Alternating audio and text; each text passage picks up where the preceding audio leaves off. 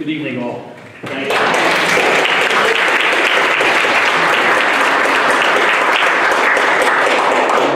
It's both an honor and a pleasure to be in front of you all here tonight. This is a first for me. I usually speak just me.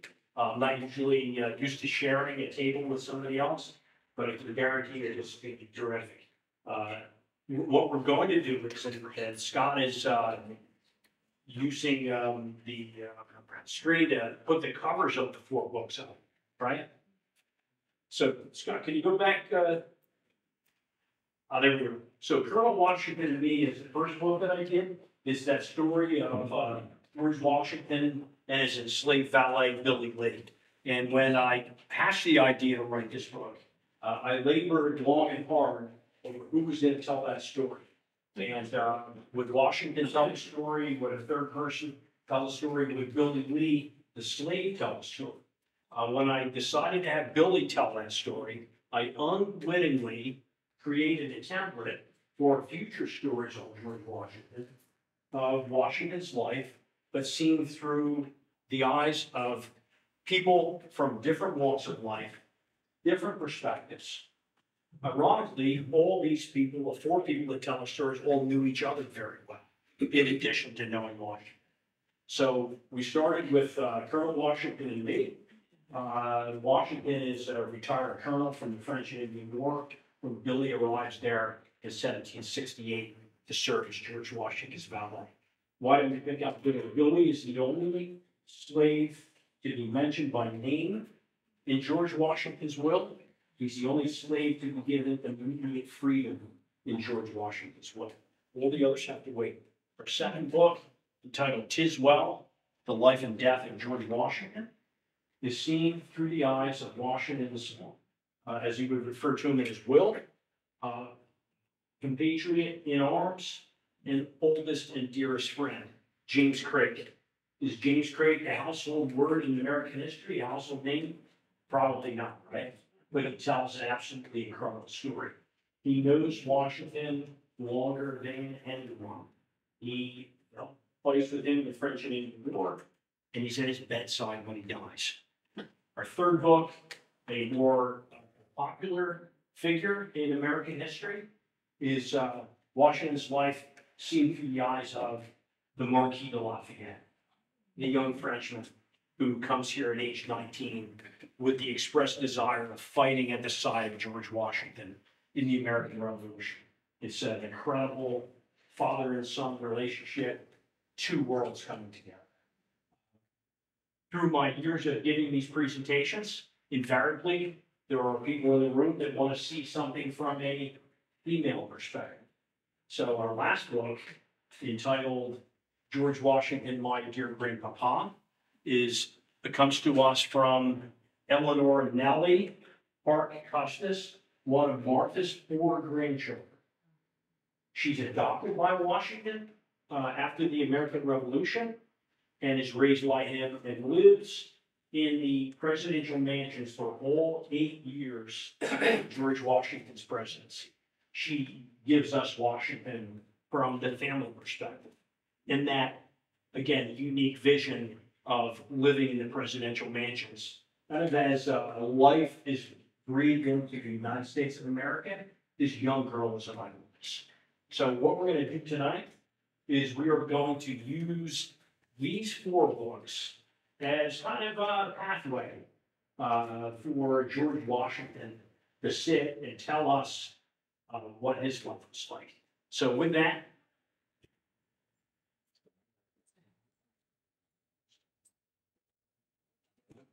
the first portion of tonight's event will be a private discussion between author historian Finegan and George Washington. And then we'll open up the venue for questions and answers. And then I believe George Washington will step out of the role to maybe answer some more questions. So with that, anything ready?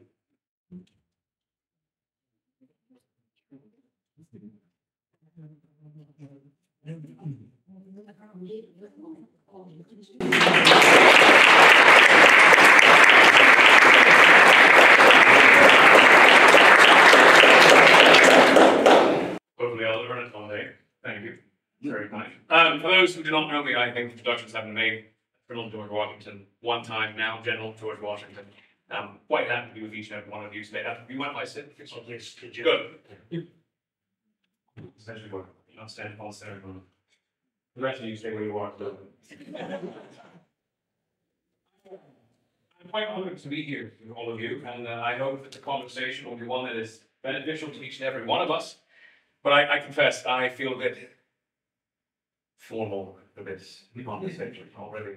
So perhaps if it's permissible, I may relax. We can all speak as friends and equals as opposed to commanding officer and good people of this country of ours. Is that acceptable to all of you? Yes. Only at your permission. If all of you don't say yes, then I will not. If you don't mind, please. Let's.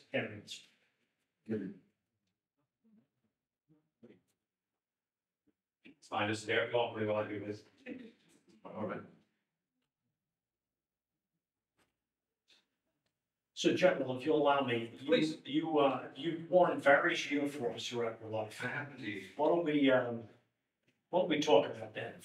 Your French and Indian days, first uniform, 1752 as a major. Yes. Major, appointed to that position in 1752. I was fairly young at the time, barely turned 21 years old. I understand. I was born with a certain level of privilege in Virginia society, by which I mean to those who are not born to work specifically. So instead of being born at the same position that many of my peers would have been, I found myself at the lower end of the upper tier of our society. Very complicated thing to think about. By being at the lower end of the upper tier of our society, I found very early on a certain expectation that would be placed upon me, which brought me to my first uniform. I very much had to find a way to make a name for myself and for my family. Father died when I was young, and because of that death, things changed very quickly at an early age. I decided to follow my brother Lawrence's footsteps, with the hope and intention being that by doing so, more than likely the military life in some capacity would be a possibility. Then he died. And I ended up taking his post. The militia is broken into districts in Williamsburg and Virginia society, so there's various positions. And my brother was in charge of the Northern District. I was to be in charge of the Northern District, which was a good one. And they didn't give me that one. They gave me the Southern District, and because they thought I should learn a bit. And really, in those days, the uniform was a bit more slapped, thrown together. So there was some red. There were some tinges of indication of being service to the British government, etc. But it was not a uniform in the same sense you might think of one that I walked in here with. And that was when I became a major, sent to that capacity. So, and then eventually that uniform would be adapted into the more traditional blue and red that you've seen probably in various capacities, showing that we're provincial soldiers serving underneath the crown, but not wearing the crown uniforms specifically. So those were the early days. They're much more stainly and sparkly than this one is. Silver trim everywhere, long coat tails. Believe me, I thought I was very much a peacock. Very much a peacock. So that's an early uniform. Prior to the Revolution, you were associated with the Fairfax, Independent company. and they're wearing what you wear today. Very much this, actually. This is a representation of that very uniform, and even the purple bars on it.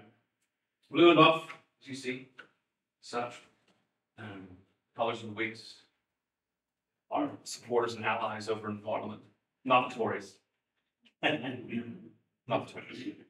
But the Whigs did everything they could to support us in that conflict, so we adopted their uniform. And the buff was used at times throughout the continent, and for various times, for various purposes and various reasons. But specifically, the Whig colors seemed appropriate. So we were trying to defend our rights at that point and privileges against the mother country, concerned that we were parliaments, overreaches, and so it seemed appropriate, given the circumstances, to ensure that those defenses would be made in an appropriate manner, and having a uniform that men could look towards and find themselves in common cause wearing was appropriate. And the blue and buff was easy, and also they're cheap guys. And at that point in time, there was a lot of non-importation embargoes going on, and so we thought if we made a cheap uniform that was easy and accessible for all people, then in that case, we would not have to worry about disuniforms in that sense. So Colonel Washington goes to the Second Continental Congress Wearing this, in Philadelphia. And he's one of the few people, if not the only person, showing up to the Pennsylvania State House in a uniform, yes, but does not indicate that he does not want the job as Commander-in-Chief of the Continental Army. what do you think? But Rhetorical question. yeah, right. Well, let's paint a picture for you, if I may. The reality is that when you're looking at that period of time, our struggle against Great Britain, we were beset on all sides. We were dealing with great deal of complexity and trouble. We had the invasion of our rights and privileges by the mother country on the one hand. At the exact same time this was occurring, we were fearing an invasion of the frontier, or the Shawnee, the Yami, the Mingo, and many other native nations. They had banded together. We feared they would band together in a general alliance, Western and Southern Indians coming together. And if that were to be the case, Virginia would be destroyed. We had no standing army. We had no way of defending ourselves. In that same year, in '74, there was also the tension and struggle of the lack of rain and a late frost. June destroyed what little frost we had left. So those four things combined the great deal of tension in '74. In the midst of this, the Boston tea incident happened. You know about all the tea in the harbor. They make tea very strangely in Massachusetts. Because of that destruction, Virginia was in a position having to decide whether we stood in solidarity with the people of Massachusetts or not. We did not agree with the destruction of the tea, but we also did not agree with Parliament's response to close the port of Boston. The egregious actions punished everyone who was safe and their people was breaking. 150 men break the law. They closed the economy of 20,000 people because of it. You can see the problem with that. This challenge then put us in the position in Virginia of what do we do? So we decided to stand in solidarity for the suffering innocents in Massachusetts. For that, our own government was dissolved by then Governor Lord Dunmore. For the Congress occurred, we for the first time met together to discuss a mutual plan forward. And the hope was that we would find reconciliation, a peaceful path forward, and a restoration of our rights and liberties and privileges. That was the intention of the hope. Between us, I did not think that was going to happen. I feared it would not happen. We were afraid of a civil war already. We'd been discussing it for, at that point, nearly 9 months. And if a civil war started, it would be in New England, which brings us to your question. The Second Congress was intended, really for one true reason, to send messages to the king and then respond to whatever he sent back to us. By the time the Second Congress had come around, we had his response, not directly. Apparently, they never even opened some of the petitions we sent them. Instead, he sent circular letters to their governors across the continent telling them to remove gunpowder weapons and stores from civilian emplacements across the colonies. There were other things as well, but that was an egregious action. So Virginia went into a posture of defense before the Second Congress met in May of 1775 and June of 1775. I had by that point already been asked to be leader of not one, not two, but 6 independent companies in various counties across Virginia to defend. Now, why? Because I had served as the commander-in-chief of Virginia's military forces during the war against the French, wearing this new uniform. So when I was elected to go to the Second Congress, believe you me, it was not because of my political brilliance. President.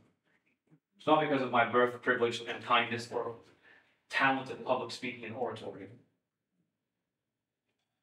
I've learned a lot since then, so I'm doing so well. But it was to demonstrate that Virginia was prepared to defend herself as Massachusetts was already being forced to do so. That if we were invaded by an army, the way Massachusetts had been invaded, at that time 8 regiments of troops, then Virginia would respond. No longer would we stand idly by. That Virginia, the largest, wealthiest, and heretofore most loyal colony of the crown, would stand in solidarity with our suffering brothers and sisters in faith. And that uniform was that demonstration. Did I want to be commander-in-chief of this continental army? We didn't know it was going to be a continental army when I first left. And that's what I will tell you in public. In private, my wife and I thought it would happen. We discussed it. Before we left, we discussed it. We knew very well what may happen. We knew that a general could not be selected from the northern colonies, because otherwise it would make it all the way regional. Whereas if we selected a general from the south, then it would bring the southern colonies into that cause. And when Virginia was really the only option, we had Virginia behind this cause, then all the other colonies in the South, Georgia, the Carolinas, would more than likely follow suit. So my wife and I discussed this. We knew full well that it was very likely that I would be asked to be involved in some capacity, and we both suspected it as potentially even commander-in-chief. I wrote to her right after the appointment. I told her the thing, it's a bit of a paraphrase, but the thing which we discussed has happened. I've done all I can to avoid it. And this is where it gets complicated. Did I desire to be commander-in-chief of the Continental Army? Absolutely not. Did I desire to be commander-in-chief of the Continental Army? Absolutely. Did I desire? I will say it again. Did I desire to be commander-in-chief of the Continental Army? Absolutely not. Did I desire? Because of my previous experience, out of conflict, the lifetimes 20 years before. That I'm going to leave my wife and my children, her children, her son, at that point behind? Absolutely not. I wrote to her son and I said, I'm not afraid of dying, I'm afraid of what happens to her. Did I desire to be commander-in-chief of the Continental Army because that is what Virginia demanded of me? If my country calls, I will answer. Virginia called. That's all. Let's go back. Please. You fight with the help of the French against the British. Your first war, you fight for the British against the French. The first recorded World War. We fight in the Philippines, we fight in India, we fight in Europe. Lafayette's father is killed in the Battle of Minden in Europe. You begin that war, you give the order to fire those shots here in the colony of Pennsylvania. Thank you for reminding me. 1754, we won. Maybe. George II was not happy. That's an understatement. You're fighting for him. Yes. The German King of England as a British subject. You carried him in likeness. Not really. A lot difficult 4 year. Your involvement is 4 years. 4 years. Thereabouts. Well, we're friends here, so this will not leave this room.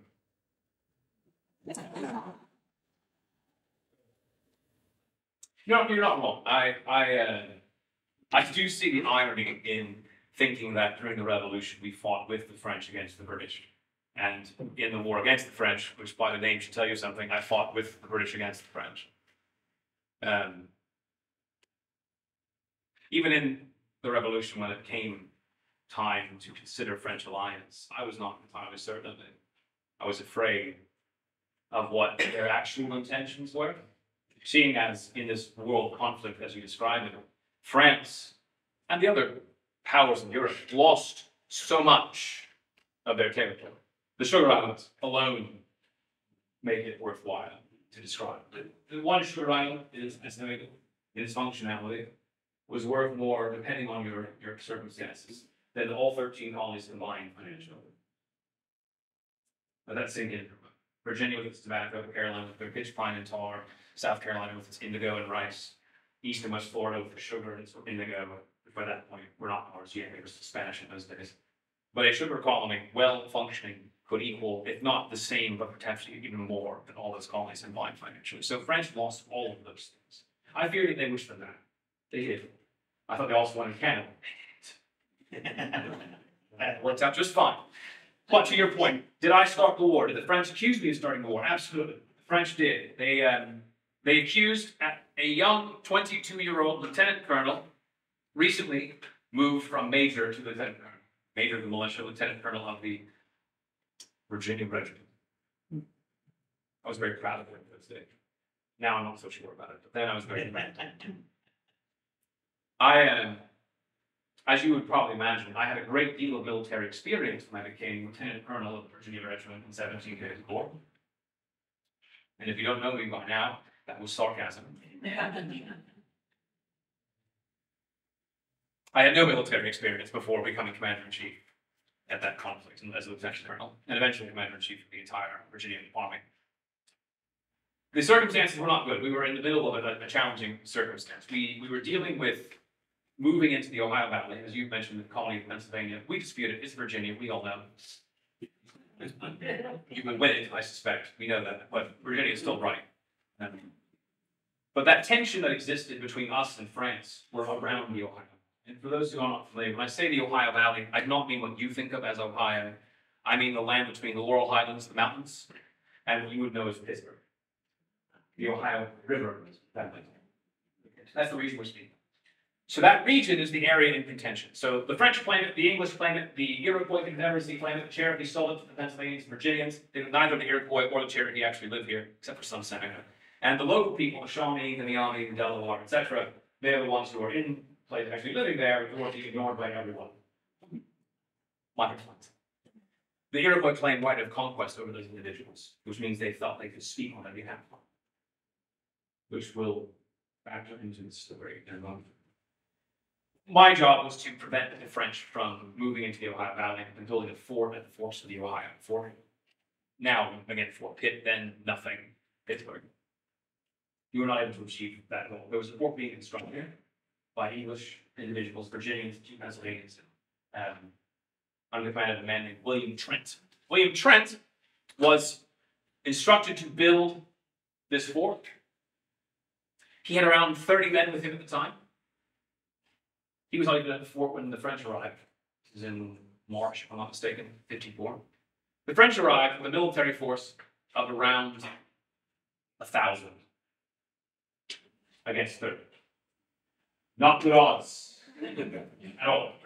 In the midst of this, our native allies, Tenagreason, Scarawade, and Alakepa, leaders of their various communities, had been seeking alliance with England for quite some time, and our orders were to protect them as well in this process, to ensure that they will protect them, as well as making claims to these lands, to prevent the French from building forts, and by doing so, expanding the empire and preventing English settlement from the west. My job was to support the building of the fort with the large army I was bringing with me. 150 men. Waiting for the reinforcements that were to come. Independent companies, British soldiers, actual rank and file British soldiers from the Carolinas and New York. Because those individuals were stationed in those places and were more prepared for conflict. So that was the thought. That they would come and assist us in this. That was the thought. They would come and assist us in this and this. That was the thought. They didn't come and assist us with this. With the exception of the Carolinas, South Carolina. The New York Carolinians arrived with no guns. And the New Yorkers never showed up until later. Swelling our numbers to 300 against, we found later, closer to 800. The French burned the beginnings of our English people. They threatened Tenagreason and his family a few months earlier than that if they did not join us, Tenagreason was Seneca man in control of the Mingo nation, or not control, ambassador. That if they did not comply with French demands, then they and their families would be killed within 30 days, as did their brothers English. That part is left out of history. Those individuals, Tenagreason and Scarawade, were attempting to make it to our position. If we were to use this space, we will say, go up here is what will become Fort Duquesne and later Pittsburgh. I am here at Great Meadows. My objective was a small creek called Redstone Creek in the middle. We were to build a supply depot here so that reinforcements and weapons and ammunition could come upriver. put a fortified supply depot, and eventually that supply before we were to build this position. The French got there before we did, described. So now I was stuck building a road from here to here with no fortification to my back, no reinforcements coming. My commanding officer having an unfortunate accident, dying while on horseback in Fort Cumberland, Maryland, which was not yet Fort Cumberland, Maryland. Stuck in this position. Kennedy Greason and his people were trying to make it us. The French managed to get a party in between us. 50 or so on men, we heard, and then being about 30. Kennedy Greason sent messages to us, help. We said, very good. And then looking for these Frenchmen, commanded by a man named Michel Papin La Force. Lafayette helped me with that pronunciation.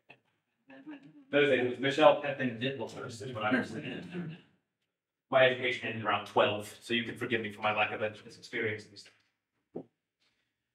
In the middle of this position, 6 miles from our position, was the Glen, was war began. Kennedy Greason and Scaravane found the French party was looking for at that place. Sent word to us, come, Helen. We agreed. I took 40 or so of my men. We found the French in that place, surrounded them. They set no posts, no sentries. And they had sort of almost a V formation, one end encapsulated. If we were to use this space, the French are here in the middle of the Glen. This is open woods, sloping down, small creek, high bluffs here on the side, rocks, 25, 30 feet rotating. You set my men across the top of it, down the slope here, myself sealing off the end, Scaravane, or again, another Seneca who's in charge of the Shawnee, with me, and a man named Cherokee Jack, named so, again, Seneca, I believe, because he liked to have experience fighting against the Cherokee. He was our Kennedy Greason and his handful of warriors sealed off the other end of the Glen. Again, mind you, no war had started yet, other than the burning of the English fort 3 months earlier. Mom and Dad. I stepped out from cover, made myself known, and fairly noticeable. The Frenchmen leapt their guns, grabbed them, prepared to fire, so I gave the signal. What was the signal? I took the musket that I had in my hands and fired into the French. So you're not wrong. I did indeed fire the first shots that became this little moment. Now, I debate whether the French started by burning an English fort, but we won, so who cares? We can discuss that more if you like, obviously. That's an answer to your immediate question. On your fort necessity campaign in Yes. St. War, you have a battlefield surgeon, Scotsman, Yes. trained in Scotland by the British military establishment for battlefield surgery. And he's assigned to your unit, Dr. James Craig. Tell us a little bit about Dr. Craig. Oh, Dr. Craig, how do I describe him? Well, in those days, I didn't know him very much. I mean, we'd had some acquaintances. He had been in Norfolk for a short time, operating a business, highly trained man, excellent surgeon. Strange that he was actually a trained surgeon. Understand that in the colonies at this point in time, there was no requirements for being a doctor. There's no course of study required. You simply had to put on a slate, a sign, declare yourself a doctor, and a doctor you were. It had been that way for lawyers previously. They realized that was a bad idea. Surveyors as well. I was a surveyor when I was young, and initially all you had to do was say, I am a surveyor. What was happening is everyone was going out and surveying the same land and all arguing with each other. So they said, we'll have an idea, we'll put this license to be a surveyor behind a fee. And wouldn't you know it, the surveyors began disappearing. Because you had to actually put money up to become it. But not so with doctors. So Craig, to be here as a surgeon trained in the English establishment, was incredibly unusual in North America. There were only a handful at that time, more since, but at that time it was unusual.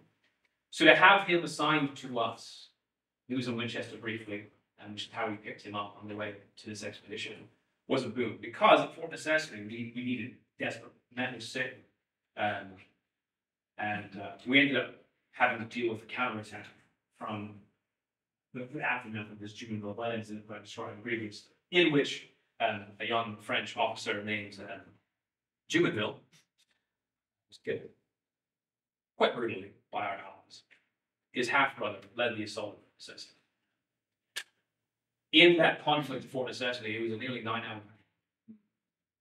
driving rainstorm, surrounded on all sides by an enemy that outnumbers us nearly 3 to 1. Craig took care of every single soldier who was injured in that conflict. 75. Didn't bat an eye. Took care of them at great risk to himself, exposed at times because of the nature of the position. I remember him tending to Lieutenant James Mercier, South Carolina. Mercier, to put it in context for you, Mercier was wounded not once but twice in the conflict. The first time wounded, dropped. Craig assisted him, helped him patch him up at his own request enough to actually continue commanding his men. Second strike crippled him, couldn't stand any longer, as Craig was taking him back to the small fortification. I remember him just holding his hand and encouraging him, it would be well. I have you well in hand. Don't think about it, it's well, it's fine. And then unfortunately, the third muscle ball prevented him from fixing it any longer. But then watching Craig took care of his men with great honor, at great risk to himself. As a Scotsman, believe you me, in those days, with the recent Jacobite rebellion against the English crown, the Scotsmen were not seen with great respect and trust by many people. And he demonstrated himself, it didn't matter. The man who was under his eye, under his care, was all that he cared. So he's a man of great character. And I confess to you, a man who, through his actions, taught me a great deal of what character should be. He helps you win your first election, does he not? Well, the first one I successfully win. Yes, the first actual election, let's not talk about that. But the second one, the one that was successful. Well, see, the first time I should tell you, now I have to tell the story. 1756, it was the middle of the war, and there was elections held in Virginia, in Winchester, and a few of my enterprising friends decided to put my name forward as a potential individual to be elected for Winchester. I didn't even know it at the time. I was at a different place, helping my friend who were related to Fairfax be elected somewhere else. So I think I got 4 votes. I was not popular in Winchester at the time. I had to put certain things into place to, how do I describe this delicately? Food and clothing was scarce, so I unfortunately had to take a practice of permanently borrowing things from the citizens of Winchester. That's a nice way to put it, I think. And at one point in time, an individual in the town was so incensed by this, they put a pistol in my face and threatened to shoot me if I didn't leave. So I didn't receive many votes in that first unintended election. The second election, Craig wasn't. Yes. By that point, this was 58 when that election was held in July. I had been stationed in Winchester for, at that point, nearly 3 years. In and out, I would come and go as time necessary. But we were defending from that place, protecting a backcountry of nearly 300 miles. I cannot describe to you, because there are young people present, specific details of that conflict unless you wish it. I'm happy to engage if necessary. Happy, wrong word, willing to. But it was real. Absolutely. And in that time, the people of Winchester found, I think, more trust in the men of the regiment, Craig, myself, others, because of our defense. So when that second election came, I was not present. I was with General Forbes in about to invade what would become Pennsylvania. And my name being forward for election, and Dr. Craig and James Woods both spoke on my behalf quite often. And they were the individuals who I think swayed that election in my favor. Eventually serving 16 years as a Burgess. Yes. First 6 or so years from Winchester, and eventually from my home county. Dr. Craig then spends another 8 years in the Continental Army as a battlefield surgeon. Eventually ending as my second highest ranking surgeon in the entire army. At the Valley Forge, there's a knock at the door, and your friend Craig enters your office. Immediate access from your longtime friendship. Absolutely. And he tells you what? Small ones. Conflict. And an olive. All together at the same time. You know the conflict ball? 1778. It was an attempt to remove myself from being commander of the army. They had every intention of taking me out of that position and replacing me with another. A name that you might be familiar with. Horatio Gates. Horatio Gates. Horatio Gates, the fellow who was in command at Saratoga in 1779. Through his ability, through his service, you were able to defeat at that point the only British army that had been conquered by us. And through Saratoga, and then through the French, we went on our lands. But because we had had a great deal of failures in the years to that point, specifically in 1779, Brandywine failure, Germantown failure, Princeton and Trenton were successes, but not successful. They wished to replace us, me specifically. And Craig, I still don't know how we did it, found it. And that morning was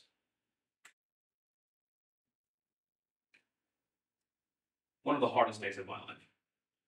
I was fortunate my wife was in the camps at that time because she and Craig together were instrumental in handling those things, because I don't do very well when my character is assaulted by people.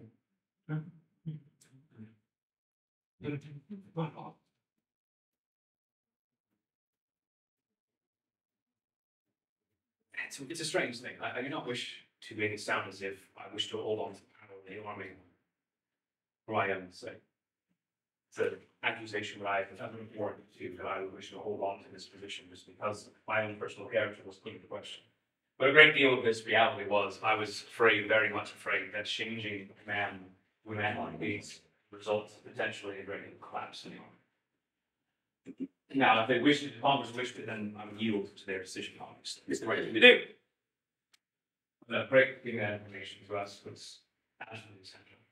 And I think it averted a great deal of hardship that would have come from what would come afterwards. Without him, I'm not sure what would have happened in the next few months. Moreover, Craig lives in Port Tobacco, Maryland. Takes him a long time to get to Mount Vernon. It does. You convinced him they should move to Alexandria? It was a good decision on my part, man.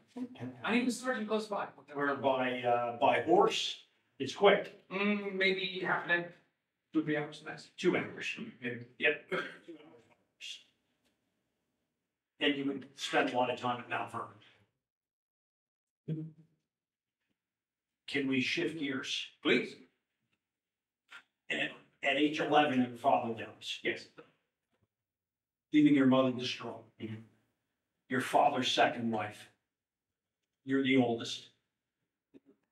You inherit property from your father at age 11. What's that property consist of? 2 things primarily. Some land, not a great deal. My elder half brothers, due to a law called primogeniture, prime first generation children, received greater portion of my father's estates. Lawrence, Vernon would become Mount Vernon, my brother Austin, the family estates near Pope's Creek in West Hamilton County. I myself, a few hundred acres near Fredericksburg, a small area built along it then, eventually. Land, which is where wealth is found, but more importantly, at the time, tended to work that land eventually. Now, I did not manage them outright at that point. 2 things, land and those individual slaves were doing the care of my mother for most of that early childhood days. I was not of age to manage these things, so she and then other guardians took care of this property on my behalf until I became of age. Some of it became of age available at the age of 18. Other parts of it became available at 21, which is considered the age of majority for both legally for men and women. Some women achieve certain provisions at 18 because we all know girls are much more mature than boys are at their younger days. But those are the 2 things. Land. The intention of, again, people without land is worthless without folks to work with.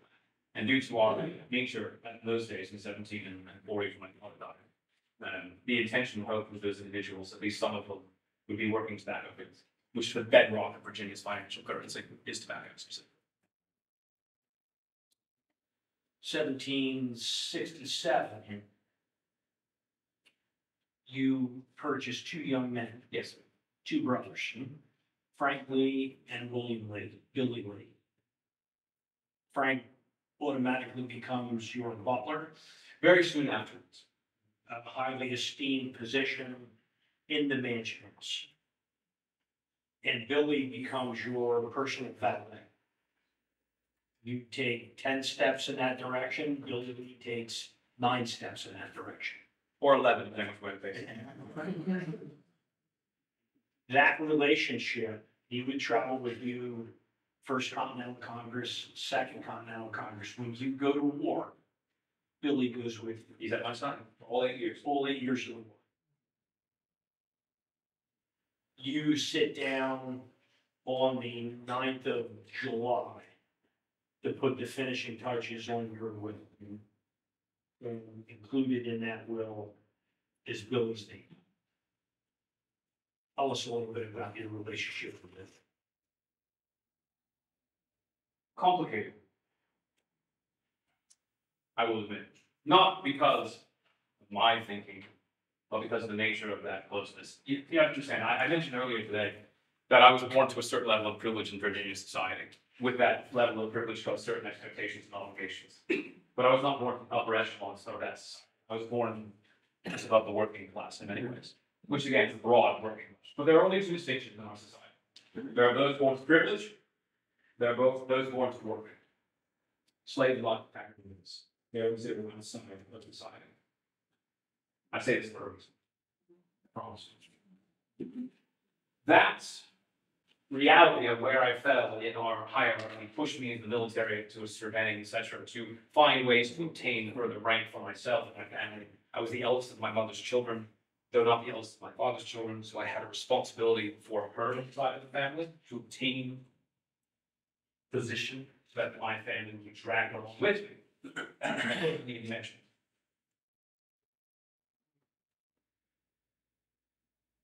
Men like Peyton Randolph, Speaker of the House of Virginia, Thomas Jefferson, related to the Randolph's line, about 15 different ways.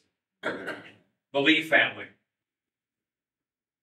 There are Lees everywhere in Virginia. You throw a rock, you will hit a Lee. They will throw them right back at you. And an attitude of their own. Believes, yes, those Lees. Yes, those Lees. William and Frank Lee, the name is important. Those individuals, these families are oftentimes, again, far wealthier, far more profitable. I owned 1770 when I first acquired Lee and Lee. My wife and I together were owning around, not including her property from her first marriage, that does not come into consideration, it's not ours, it belongs to the estate of Custis probably. We owned probably around 15,000 acres, thereabouts, by that point. Started with about 3, grew it to about 15. Only about a quarter of that is actually been used at any given time. Custis's, Lee's, Randolph's, Carter's, 80, 90, 100, 250,000, 400,000 acres. Significant amounts of property. These individuals have oftentimes valets or women with them as their child. Jefferson and Jupiter grew up together. Young man and his enslaved. And my wife's children, Jack, Patsy, have their own men and women with them since their childhood. I did not have that girl. Not the same way.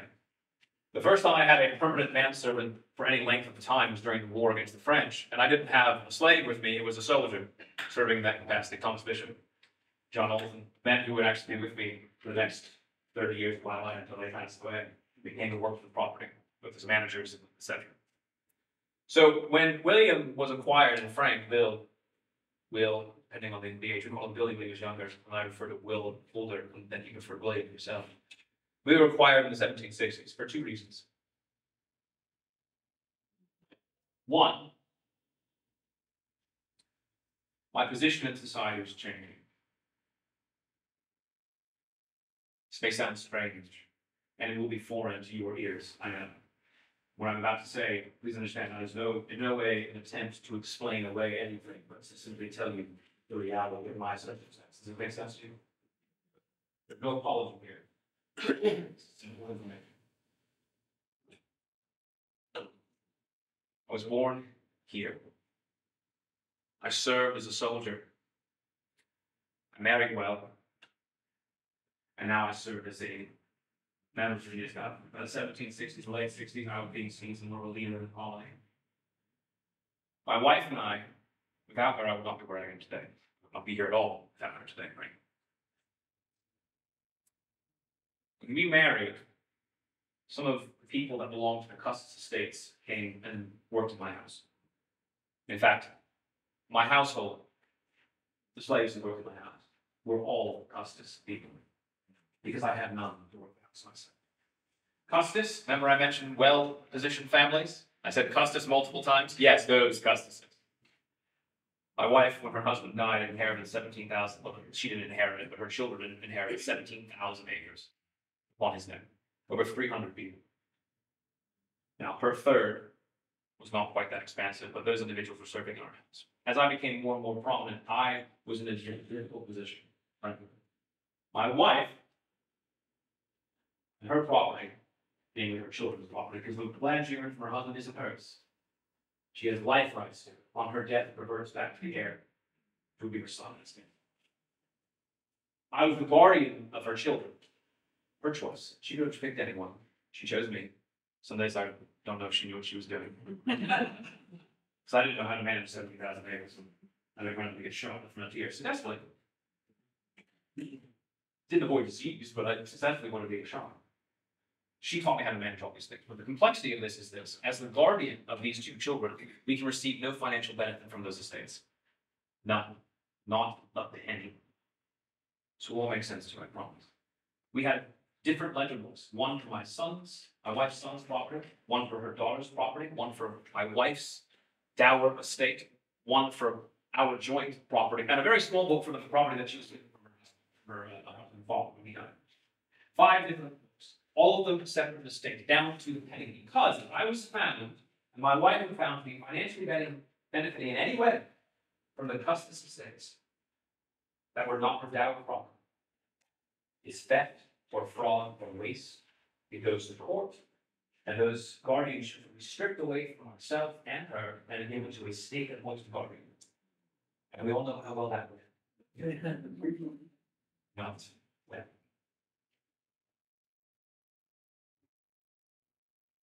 That includes the people working the properties. If a enslaved Custis person left from their 2/3 of the estate, and I did not bring that back, waste, theft, and fraud. As I became more and more prominent, it became more and more obvious that eyes were falling upon me, and in my household, nothing would cost us. Is George Washington benefiting from his wife's property illegally? So we began to find ways to find individuals who would work in the house for us. And these 2 young boys, they were barely 13 fingers and 16, I think, when we first acquired them, came to our house and that's it. They were children. They were not even tied to the property slave, become tied to the leave of 16. And those ties were to church meeting. Think about it for a moment. Oh, by the way, the stated tenet of the Church of England in 1733 was that the owning of Africans was necessary for the salvation of their souls. That's the world. I was born in 1732. That's the world that I've grown up in.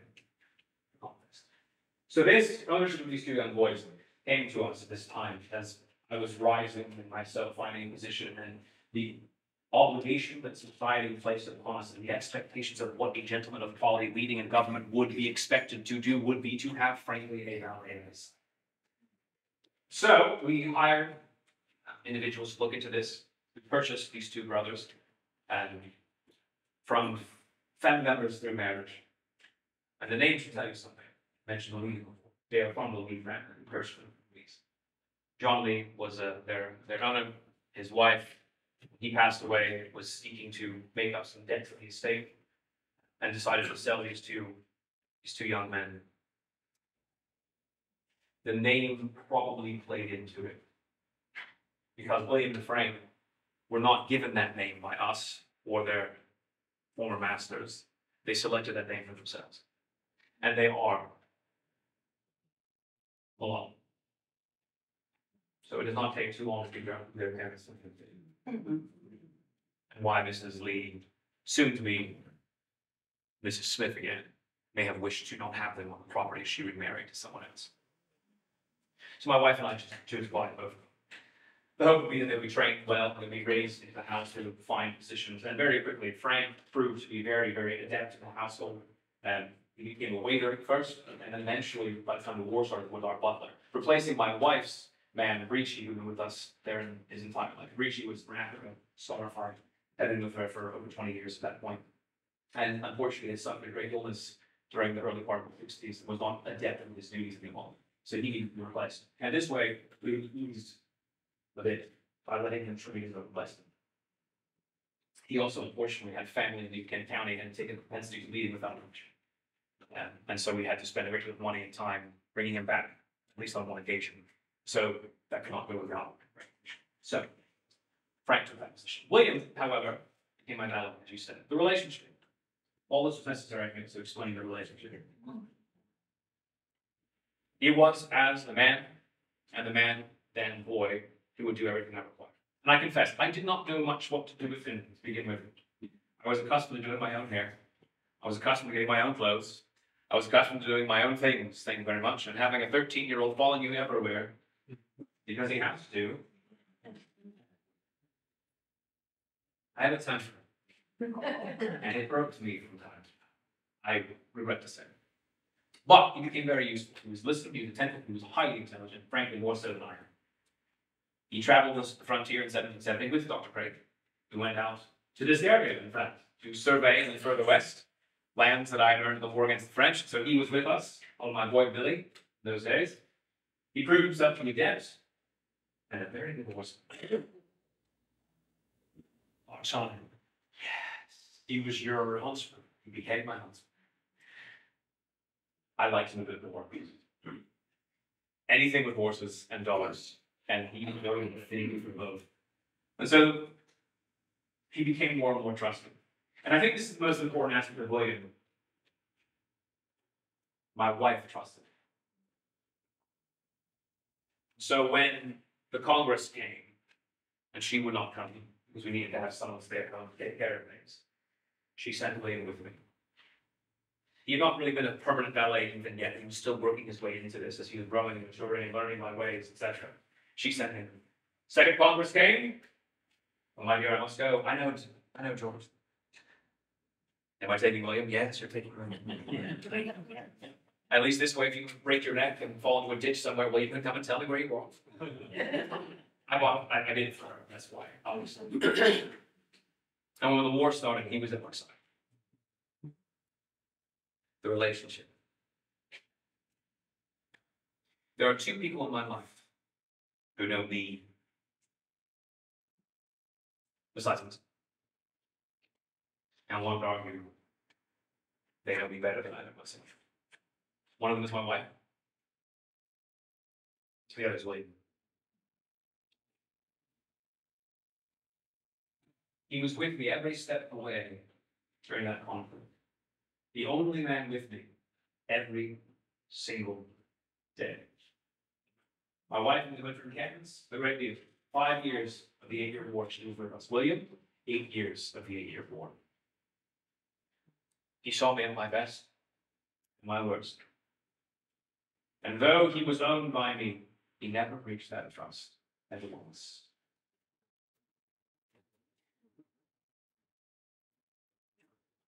Before the war started, I was born into a world where slavery was not acceptable, it was expected, demanded. My moral obligation. At the time the war started, my wife and I had seen economic concerns with the institution. You don't need to get into that. It's agriculture, and you'll be bored and I'll enjoy myself altogether too much. We began keeping families together, which played into why we bought the brothers, not just one of them. We didn't need both. By the end of the war, I was surrounded by men. Lafayette was one of them, and others who were concerned with the institution. Lafayette reported completely and totally, but give them their credit. Before the war started, I had never had much inkling about concern with the moral quandary of slavery. I considered it an arbitrary system, not one based upon someone's inherent natural value, but based on the situation they found themselves in. By the end, I would say that the only unavoidable subject of regret of my entire life was the keeping and owning of Negro flesh.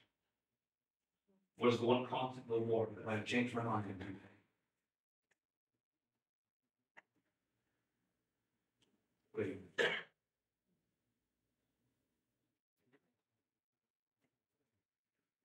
I'm about to say something that may be unflattering to myself, but I don't care. I am not an easy man to work for. I am controlling. I know my way. And I expect absolute perfection from everyone who works for me. Except my wife, she would.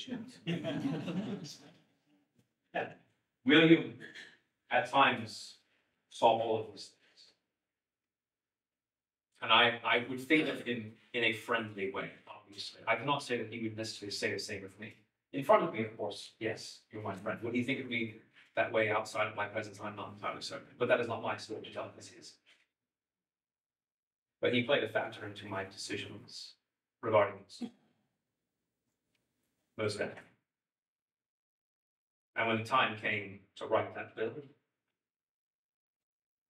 he had earned everything he deserved and more. Who could I be to hold him in a state of bondage any longer?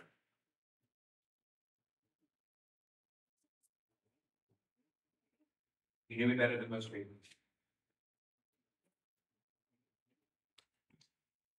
A man that you came to know and love.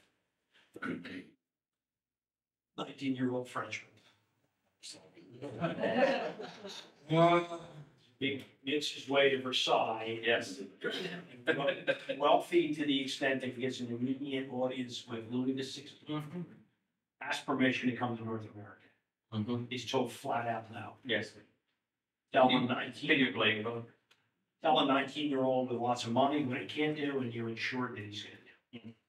He sails, buys his own vessel, sails to North America, lands in Georgetown, South Carolina, is brought to Charleston, south of there, even though his destination was north in Philadelphia. He's entertained in Charleston because we, the people that are here, know of his value. Word of his value gets here before he does. Absolutely. He makes his way to Philadelphia. The day he receives his commission as a volunteer major general, you meet him that night at dinner. The son you never had. I didn't know what to do with him. Genuinely. He came, at that time, Congress was offering needed officers. They wanted experienced officers. I was not enough. And that's not meant to be facetious. I was not enough. And so they invited individuals from Europe. They would make their way here. They would begin commissions and paid. With what? I don't know. But they would be paid. The Marquis arrived, was given this commission. As he tells the story, they did not wish to offer him a commission first. He said, "We do not have any commission to offer you." He said, "Well, we have the money to pay you." He said, "Well, then I do not wish to be anything great. I just wish to be here to serve for General Washington. We can't pay you." "Well, then I will serve at my own expense." And then, as he puts it, they made him major general.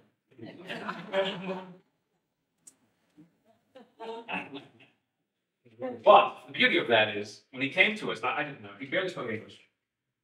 He had one thing that many other young men were coming to us from our own continent did not have. The thing that I did not have when I was 19, 20, and 21. France, unlike England, actually has a military school for their officers. England has no military school. You learn by being shot. If you survive, you get promoted. And if you don't, people forget you. Lafayette had training. He had been trained as a soldier. He understood tactics and battlefield understanding. He was a brave young man. So when he came to us, I did not know what to do with him initially. Gave him his post, gave him his commission, followed him, affectionately welcomed him as best we could. And at Brandywine, he proved himself.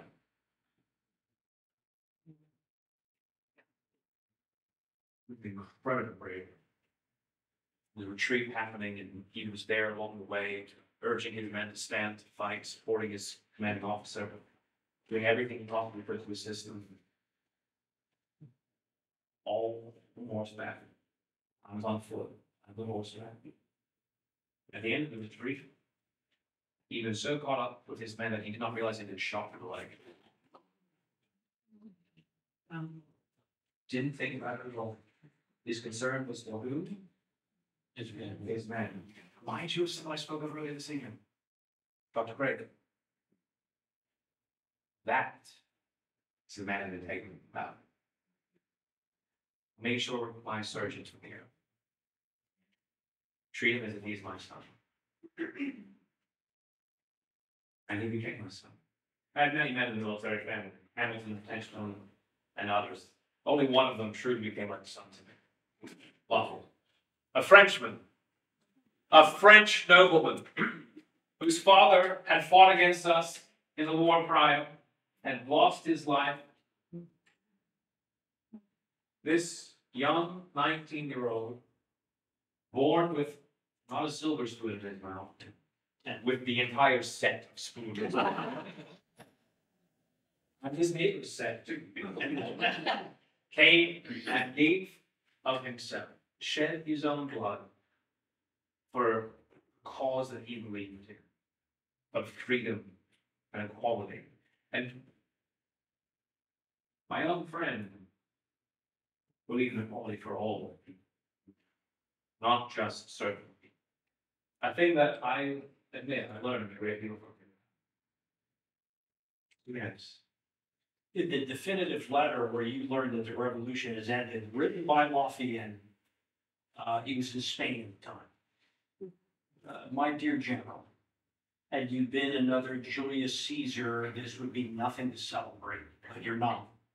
You won. 3 weeks over by ship, 3 weeks back. It took 2 years. Finally, the letter from Lafayette. Second paragraph. Now, my dear General, what will you do with your black population? One of the few people that could address you. You write back to him, paraphrase, your concern about my black population is evidence of the benevolence of your part. However, I will not put down black and white. What my response is, discuss that when I see you again. Absolutely. 1784, Lafayette promises you at Yorktown. And if you win, I will be welcome to visit. August of that year, he arrives in New York, eventually makes his way to Mount Vernon, where he would spend on and off several months. So the happiest days of my life. You part in Maryland, and you write a great letter to him. As our carriage is distended. It was a hard party. Lafayette was one of the few men who could, as you say, speak to me honestly.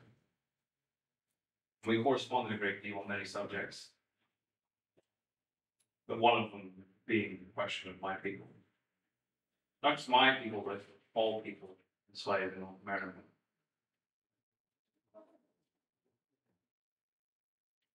And you're right that I would refuse to write on the subject specifically. I avoid it in almost every private correspondence. I never write these things down. I was speaking people in person.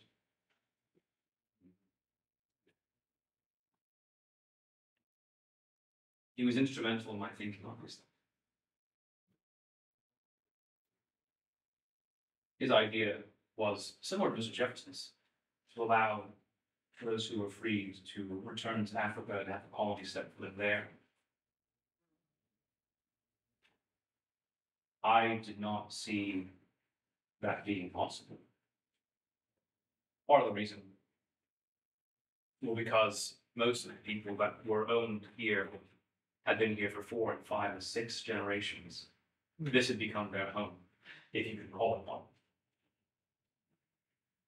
So to take them from what they know, take them to a place they have never lived, and leave them, I could not see it being effective.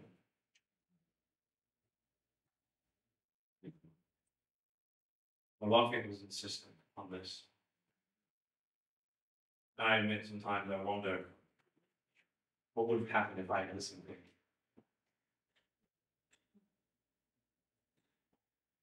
Revolution brought the two of you together. Revolution kept you apart. The beginning of the French excesses was a black spot on the world. You know, reign of terror, wanton destruction and murder of innocents, men, women, children, just because they were born to a certain level of privilege that others were not with. Lafayette sent his son to us to ensure that he would not be caught with this horrific, and we raised him for a short time during the latter part of the presidency. My friend was eventually imprisoned by the Austrians, in fact. Considered too dangerous because of his radical ideals of independence.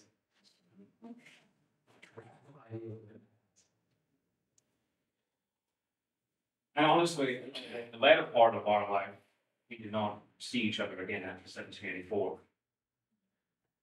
There were those tensions of revolution that split us apart, nearly brought us into conflict again. Many people do not know this, but there was a war that was unofficial in 98-99, fought between England, between us and between us and France. Because we were not engaged in treaty with them, we were not paying some of our goods back to them, not engaged, etc., etc. I had pushed for complete, absolute neutrality in these things. We would not assist England or France in their conflict. We would stay out of European conflicts because I deemed them to be absolutely detrimental and destructive to this new country. Why embroil ourselves in these things? Contrary to Mr. Jefferson. Contrary to Mr. Jefferson. So George Washington swears at the conclusion of the French and Indian War he would never wear a uniform again. Yep. He swears at the end of the American Revolution that he would never wear a uniform again. Yes. And what happens to him in 1798? I wear a uniform again. Much to my chagrin. I did it in the Whiskey Rebellion too. Here on Carlisle. And I put a uniform forget it? How could we forget Carlisle? Yeah. No, so 4 times I put the uniform on and said, never again. And then I picked it up again because I look good in the uniform. My wife says that. It's really from her. So George Washington and his family man were meandering through the pathways My of your favorite part life. of my life is family. Pathways of your life. And unfortunately for the entire family, with the euphoria of Cornwallis and living in Yorktown, maybe 2 weeks thereafter, Martha's only surviving child, Jackie Park Custis, who attends you at Yorktown, dies of a can fever. So the euphoria of this great victory has now shrouded the family in this terrible situation. However, from that springs new life. Your wife has 4 grandchildren. She approaches her daughter-in-law, Eleanor Calvert, and makes her an offer. You stay at home with the 2 older girls. General Washington and I will raise the younger 2 grandchildren. You raised your children as a stepfather. Now you are a step grandfather.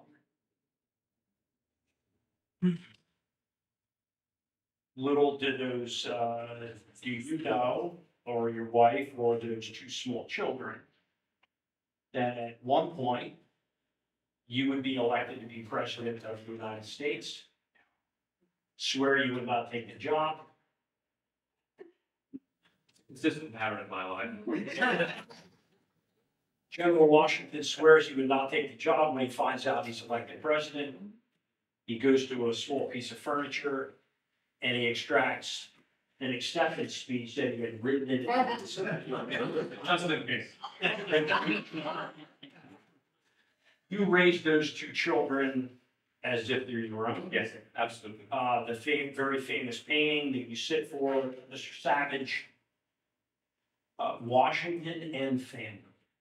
You, Martha, and the two children. Those children grow up full 8 years, your 2 terms, in the presidential mansions. Much to the chagrin of their elder 2 siblings. There's a little bit of tension between the families sometimes over that point. I'm glad we turned to family because at the end of the day, all of these things we've discussed, war, violence, friendships, family is the core for me of all of these things. I have to tell a bit of a story here. Not that I've done that already this evening, anytime. The 2 young ones, now they're in Washington, but also in Washington, with a culmination of over 40 years of my life.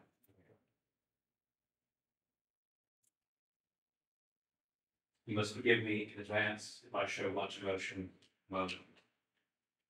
I told you before, my wife, without her, I would not be where I am. I do not just mean that politically, society, I mean interpersonally. The end of the war against the French, 1757, I was nearly dying. I had tuberculosis, malaria, and consumption, dysentery, all at the same time. 9 months. Great system in these things. In addition to that, the weight of the military campaign was weighing heavily on my mind. Deeply depressed, struggling, pain that did not match my physical symptoms. That's when I re-met my wife. 3 weeks after meeting her, almost all my symptoms ceased. Went off to war again, Forbes expedition took Fort Duquesne from the French, built Fort Pitt, all the symptoms came back. Get it out again, full conflict, friendly fire, froze on the field of battle, came back home, resigned my commission, 2 weeks later was married. 3 months after that, all the symptoms ceased.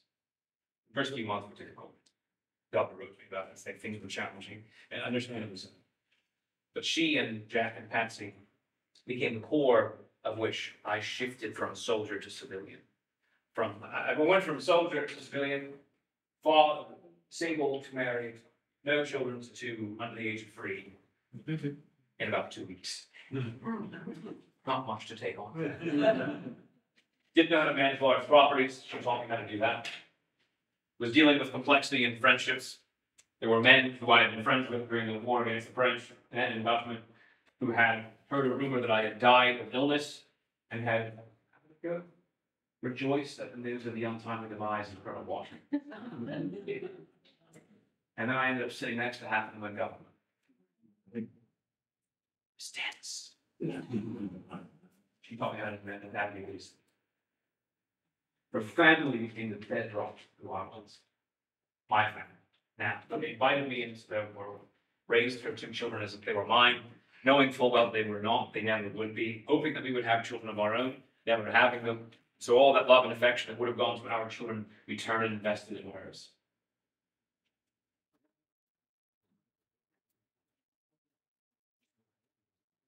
Her daughter died in my arms. In 1773, she suffered with the nervous fits and was. And I think the little ones are asleep, so I can describe it a bit if you wish, without going into detail. It was about a minute long, it was 6-ish. Paralyzed, unable to communicate, only groans. And I'd seen death before. The moment I saw him. So my wife's son died. He was older, he was not the same familial connection. But he was the last of Augustus' family. There were no others. The last of his line. Except for those little ones.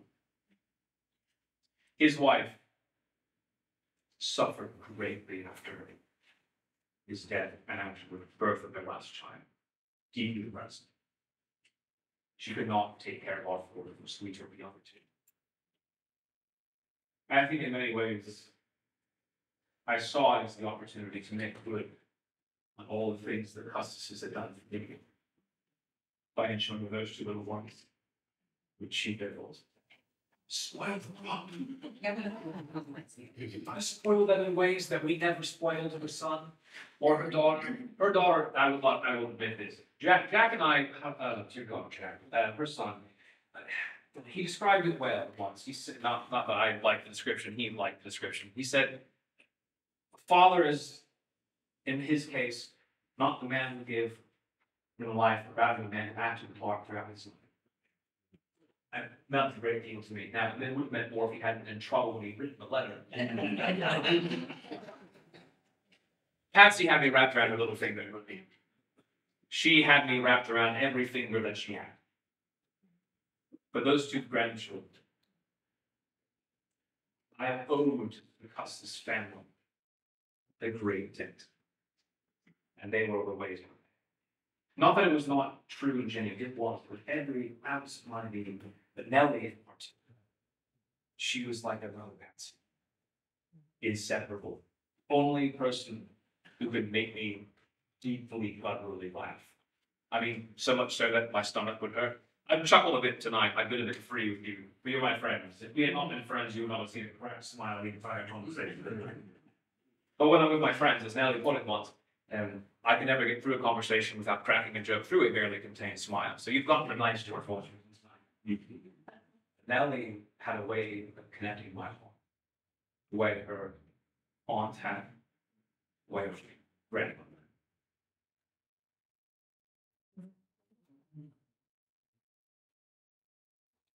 I got to see her child. Francis, Just before. November 27th, 1799. Nellie marries your nephew, Lawrence Lewis. Raised in Fredericksburg. The child, the first child, and unfortunately for Nellie, she has 8 children, 7 died before she dies. Ironically, the first woman, Frances, is the one that outlives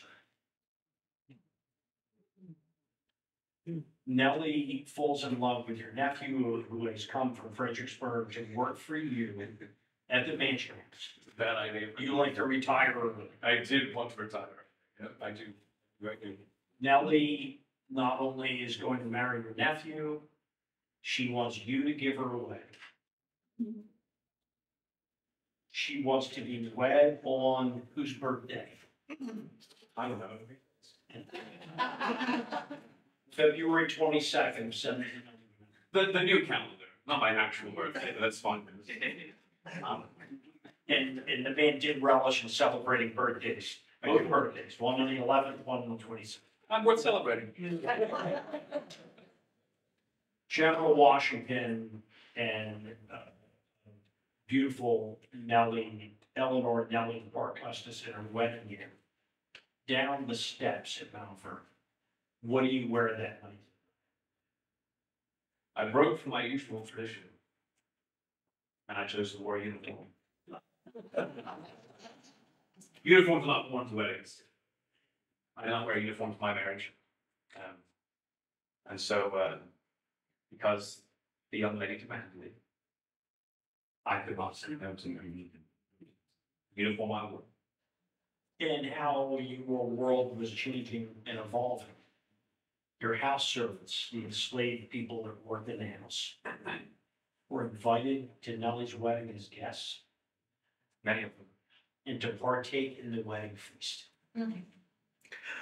After my eventual demise, many of those individuals in the Custis family would maintain friendships with the Custis children for many years to come, both free and hostile. But yes, I've asked you questions. Is there anything that you would like to say? much time do you hold? How much time do we have? We have time? I'm waiting for Scott to bring a big hook in. I will say this, then perhaps we can turn to questions to the audience. This will be, I think, up to our closing comment. There's a lesson that I've learned through my experience in my life that I learned from the war against the French. I will stand with things. So a lesson hard learned by me when I was young. Again, I told you, well, one was certain level of privilege. You've got I'm here to say this, I'm sure. But with that birth, an expectation and obligation came with it a belief that because you are born that way, therefore you will be good at the job you are expected to do. During the war, 7 years war in particular, I learned firsthand that is not true. Your birth has little to do with your ability to lead.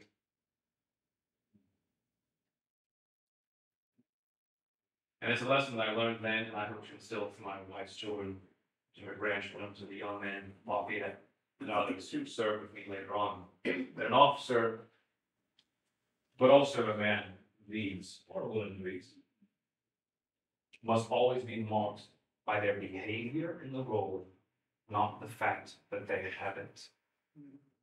We'll say it again. Your actions speak louder than your words. What you do in that position of leadership matters. I will give you a brief story, an example of this. I mentioned Lieutenant Mercier earlier, the young man who was wounded 3 times. There was another man with us there at that battle, George Hughes. I will not give him his officer's title, he doesn't deserve it. He was a man who was born to privilege, like I was, born to higher privilege, had served militarily before, had fought against the Spanish at Cartagena, and was at our field of battle as my second in command, Major George Hughes. The minute the gunfire started, he abandoned his men, ran back to the small fort, and spent the next 6.5 hours cowering like a dog. Born to privilege, born to lead, destined to be good at it because of who he was, turned tail and was a coward. I was a thorn in my side for the next 20 years. Lieutenant Mercier, South Carolina merchantman, not born to any privilege, stood with his men, fought, wounded once, twice, eventually killed with their musket ball. The entire time he fought, while he urged his men to stand and fight. For king, for country, absolutely not.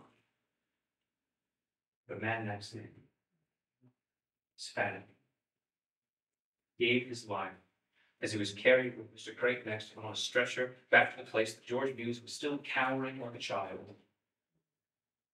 Not screaming in pain, but forgiving teeth telling his men that they would be all right. And if they weren't, settle their lives dearly to the last.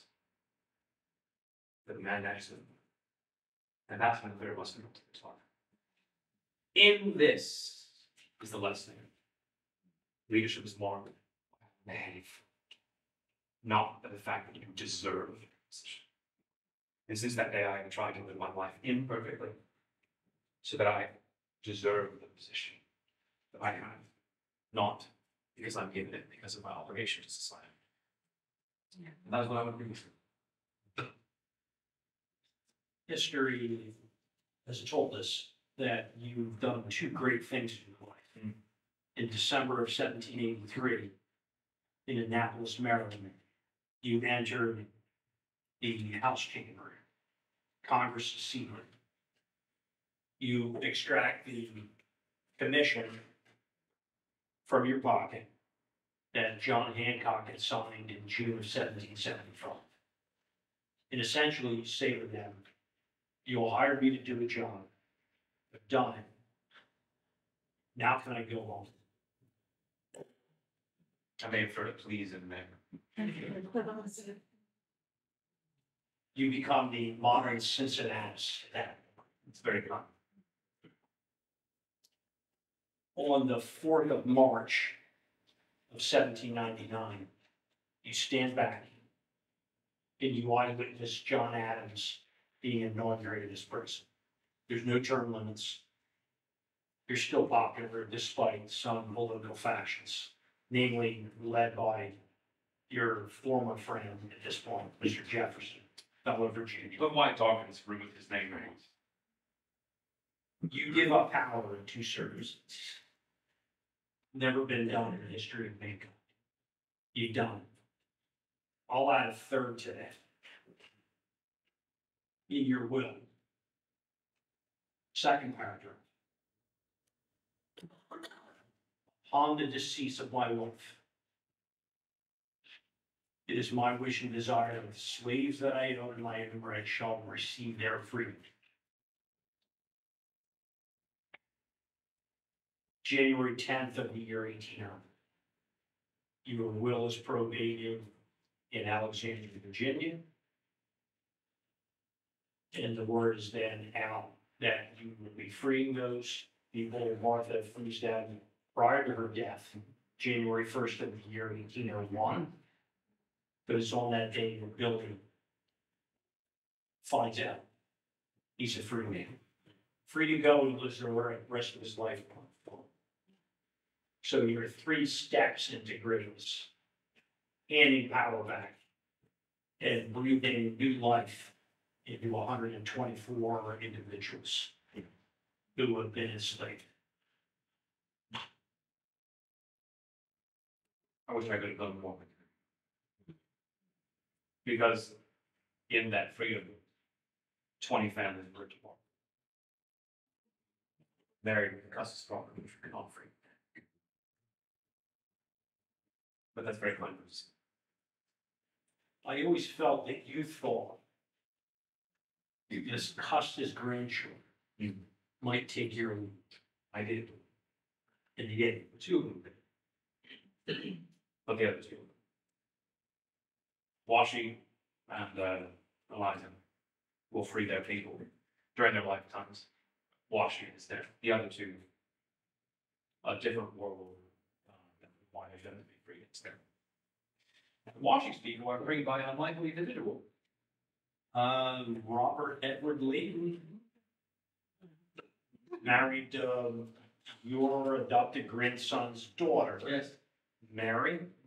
They're the ones who own Arlington, just across the river from Peckham City. Very close to her Aunt Nella. Very close. Ladies and gentlemen, I think we could sit here all night.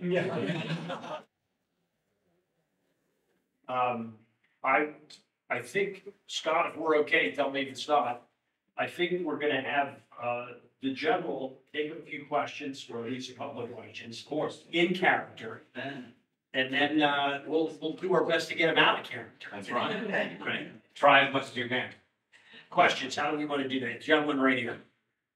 Talk about status. Yes. The fact that when you married, your status improved.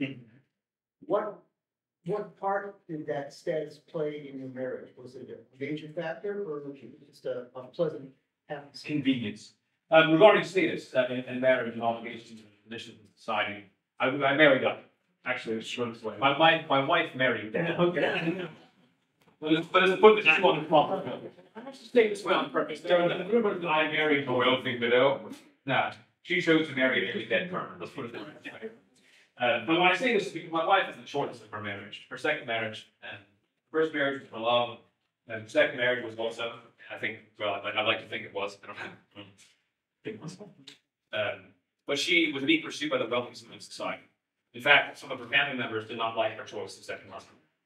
But what we found, despite the difference in our positions in society, was a mutual desire to have a partner for life, to walk through life together. And you see this throughout our lives. So though she elevated me societally, she also removed herself down in society. We both, for birth families are very similar, social status and Andrew and Washington are very, very equal in that sense. So she actually moved herself out somewhere. So it played into it in the sense of the obligations that came to us were because of my name and my service, and also because of her name, but more importantly, because of who her children were. Because her children were custodians. And it was my and her job to ensure that they achieved their fullest potential, which means they would outstrip me in our society. Her son's father would have sat on the governor's council of Virginia, appointed there by the king. Never wrong. So our job was to make sure they achieved that. So it factored into that sense. So many of the decisions that my wife and I had to make in the 60s, and even into the political period of the 74 and 75, were many of them because of who her children were. We had to elevate ourselves so we could then elevate them. When it comes to us personally, yes, it played into things on two different patterns. One, I yielded to her on any decision that came to the parentage of her children. I was their guardian. Legally, I was not their parent. She was their sole parent. So if it came down to a question of how to handle a situation with them, Mama knows best. To the point of we pulled her son out of school. Her daughter died. I wrote to his teacher and said that the family has spoken. He will not finish his college. He will come home as he is the sole heir of the Augustus estate. What I mean by that is his mother has said, and not his son. He comes home. So it played into it, yes. But our desire to stand equally was a major part of this one. We balanced these things, partnership. I had my public sphere, she had the private sphere, they overlapped a great deal. We found a great deal of comfort in that heritage of the two of us. Very good question. Jeffrey, we have a question back here. Yes. Gerald, if I recall, you had said farewell to your officers at the end of the war. Mhm. Could you talk about that, sir? I could. There were two different occasions, actually. One of them was not so happy. At the conclusion of the war, there was an attempt by some of my officers, not men that I was very well known to, in a place called Newburgh. There was a threat that they were going to march on Congress, overthrow the government, and place a military government in political position instead. I marched into that room, and in no uncertain terms, suggested very strongly they should consider any other option besides doing this. And then shortly thereafter, started my commission to Congress, and that was Francis Tappan, Congress out as well. December 6th. There were a couple touch and go moments. But the one that matters that you're referring to is the farewell. Yes. And then it did help shift some of this at Francis Tappan. When I spoke with them, I encouraged them to remember the reasons that they had fought. That we had taken on responsibility in a world that had not been seen in this way before. That we were not just men bound by our own personal desires, rather we were men bound by a sacred trust. And that as soldiers, we owed allegiance to our civilian government. And I manipulated them a little bit. Put on my glasses. Yes. And I made it very clear that I apologize for needing them because I had grown old in the service of my country. Mind you, I could still ride a horse better than any of them. And the rebellion ended early. But it had its effects. There were no more questions about those things. But yes, you're correct. I'm not above using a bit of theatrification thing. Yes, ma'am. How old were you are? 26 in my part and 23 forever on hers. 9 months my senior, but always 23. You're gone so much, those 5 books we're talking about, household books. Who kept the records in them daily? The two of us. During the early days of our marriage, the first 16 years, we were almost always together. So we married in 59, we were always together until 74. So between the two of us, we kept these books. We came to Williamsburg for government. She would come with me 90% of the time. We rarely broke away from each other for more than 3 or 4 days at any point, except for on occasion trips to New York with her son. During the war years, the 8-year war, of the 8 years, she was with me in the winter encampments for 5 years.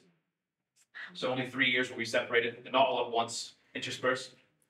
After the war was over in 1783, we spent the next 6 years together at Mount Vernon. The presidency started, and she initially refused to come with me. A month? A month. I convinced her after a month that I could not live without her. She almost find death in one of her heads. But she came with me. For the 8 years, as she put them, are lost years. They were the worst years of our lives. The 8 years of the presidency. And then we spent 2 happy years together before I paid my destination.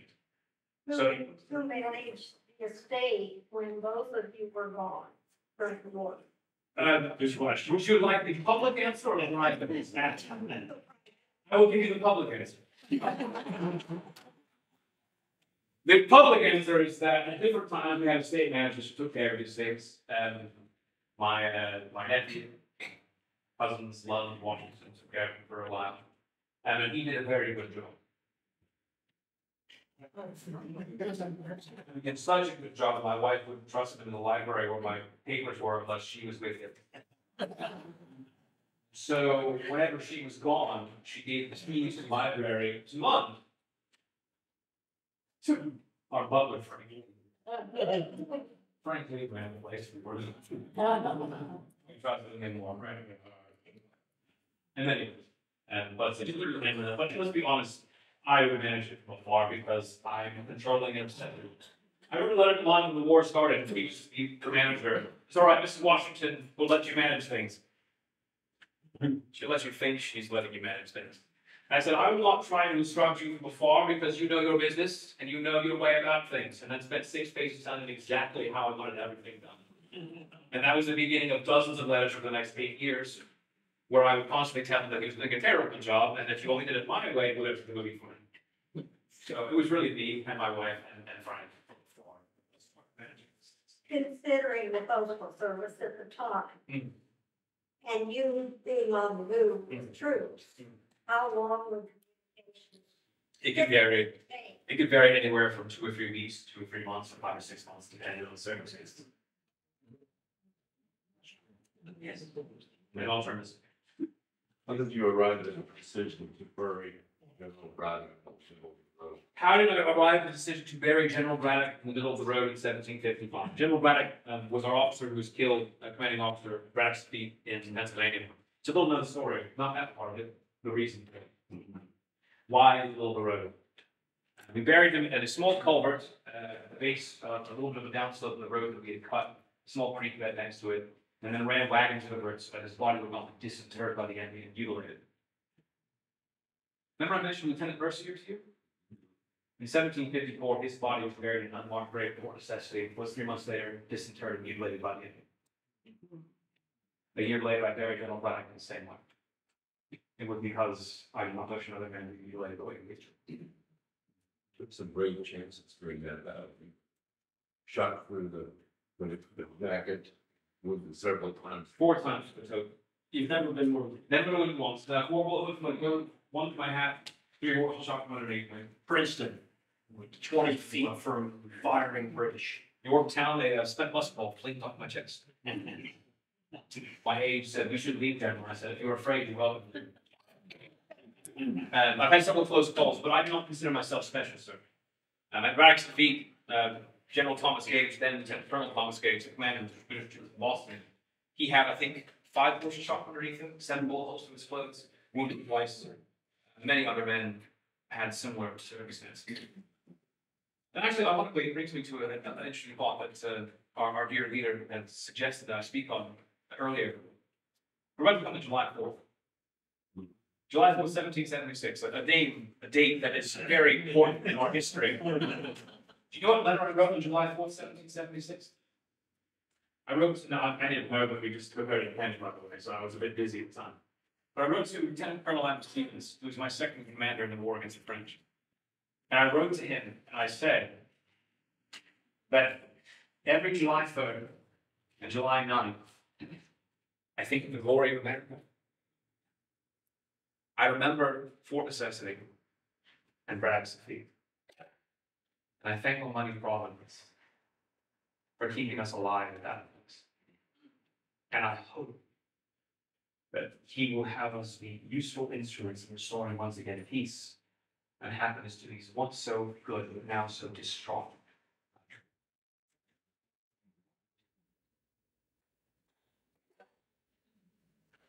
think that's the thing, is I transition, we can take it to the national categories, but I will end with Washington. As I shift into you on Washington. The thing that people often ask as we portray these people in the past in Washington and particular the states that are my way, so I'm taking it on. What would Washington say about our current circumstances? I'm not going to answer that question. Because he's dead. And he would not answer it either. But what I oftentimes am asked is, what would Washington think of America? What did he think at the time? And so I'm giving a hand along in case someone doesn't have an answer. And I would say this, and I will use Washington's word to this. When he comes to this country, he, as a man, admitted many times throughout his life that he was not perfect. He was flawed. Many flaws. His own words. And he's a man who was traitor to his country. Owned human beings. He said that the only unavoidable subject for the rest of his life is keeping and owning of other people. He fought 2 wars and was responsible for the deaths of tens of thousands of people. He was a man of great things, but also a man of human nature, not perfect at all. Not a marble statue, not a deity, not a demon, just man. But one thing that is fascinating is that in the midst of this struggle and the imperfection of the founding of this country, and we all know it was imperfect. What does it say in the Constitution? In order to make a perfect union? To make a what? More perfect union, which means it's not like heaven. We were attempting to change to something new. Ideals of liberty, freedom, and independence that were not realized for all people then, but are being realized and have been realized for so many more since then, are bound up in this struggle that Washington engaged himself in. And so when people ask about, well, what would he think of today? I say this, he'd be more fascinated by the fact that I can call someone on my phone 30 seconds away. What did he say? I think it's the same thing he said in his own time. So I'm not going to say anything about Watergate. I'm going to say what he said in 1797. I encourage you strongly to go to the Founders Archive website. It's free. Type in Founders Archives and Dr. Google. And look up the 1797 farewell address, which is what he gives, written by Alexander Hamilton, that lyrical man. Printed it in Claypool, and it's found, you can see it transcribed, so it's not in the archaic text. You can read it very easily. It's long, read it. In it, in 1797, he talks about don't engage in wars in Europe. Always ensure to have no national debt. Why? So the children will not have to pay the price of their parents. Always ensure that your country has credit. People look for you for aid. Do not choose an ally and only hold on to them because they're your ally, or an enemy and only hold on to them. Why was he asking the president? To avert civil war. 1789, 1793, the Whiskey Rebellion. And he went down, leaving from this place at the head of 12,000 men. The only time a president has worn a uniform and been an army in the field was from this place, because there was fear of insurrection inside their own place instead of United States. There was fear of civil war, north, south, east, west, over economics and trade and all these things. But in 1797, in the farewell address, he encouraged people to remember one thing above all else. That though there are these fears, that we have a thing that binds us together. And these ideas of virtue, responsibility, and liberty, which are coming up on July 4th, a couple days from now. And this idea of virtue is a concept we have lost in people, not because we all know what the word virtue means. We don't know the 18th century definition of virtue. You know what the 18th century definition is? I know you don't already. Virtue in the 18th century things come from a Latin word, which Washington would have known, which is why I'll say it is Daniel, because Lord Washington didn't know Latin, or French, or anything else really, except for English. He knew some swear words, that's it. But virtus, wir meaning man. Virtue in the 18th century was the concept of caring for your fellow subject or citizen, the same as you care for yourself. Under a monarchy, one person has to have virtue. Who? The king. Why? Because he cares for his constituency, his subjects. In an aristocracy, who has the responsibility of virtue? The aristocrats. In a democracy, who has the responsibility of virtue?